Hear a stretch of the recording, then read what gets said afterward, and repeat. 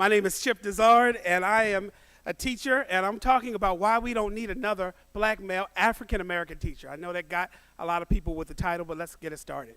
So again, my name is Chip Dizard. I am a teacher at Digital Harbor High School, been there for 4 years.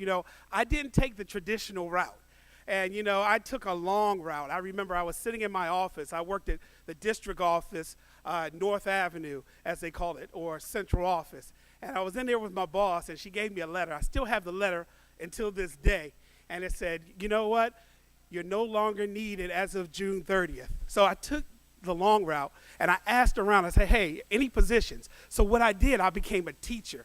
And, it was hard at first because I'm doing stuff that I love. I teach media. And I said, you know what? I'm going to try this. And at least I'm going to, hey, provide for my family, have a good life. But I really, really started to enjoy it. I started having kids all over graduate.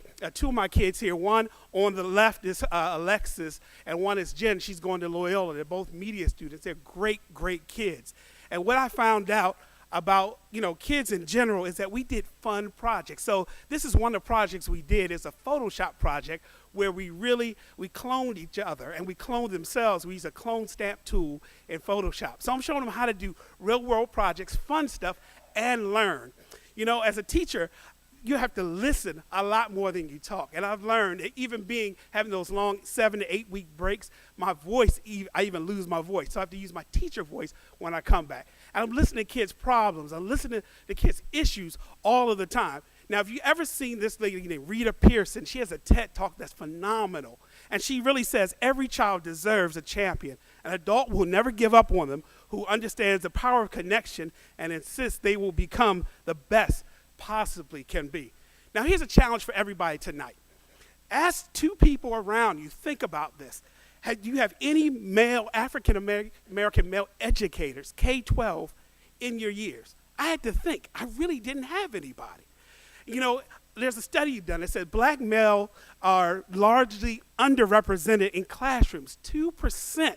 Let's think about that, guys. 2% of people like me and Rodney are out there teaching kids in the urban and inner city. Even less probably in elementary, and I teach in high school. So the question is tonight, for you all for Ignite, how can we change this? And I think that we have a lot of things going out here, a lot of politicians say stuff, but that is the question of the night. How can we change this? And I'm glad that you asked that question. Well, I guess I asked myself that question. So I want to propose 3 great ways that we can help change this right here at Ignite. And I'm so excited to share this. Number 1 is mentoring. I had a mentor. His name is Mr. Jonathan D. Freed. He took me in 2010 when I got laid off. He said, hey, Chip, I'm going to show you how to be the best teacher, how to write a good learning objective, how to get a rubric, how to just relate with the kids. You know what?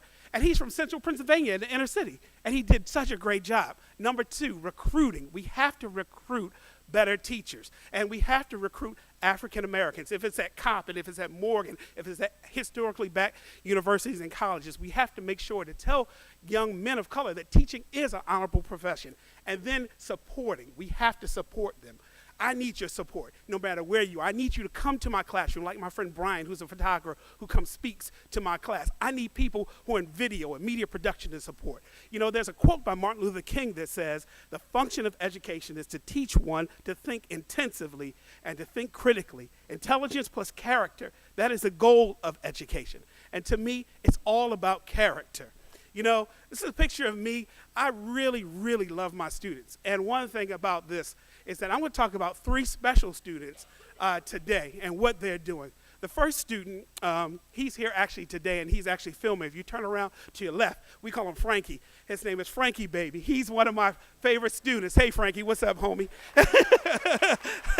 So he's out there taping. He's going to the military.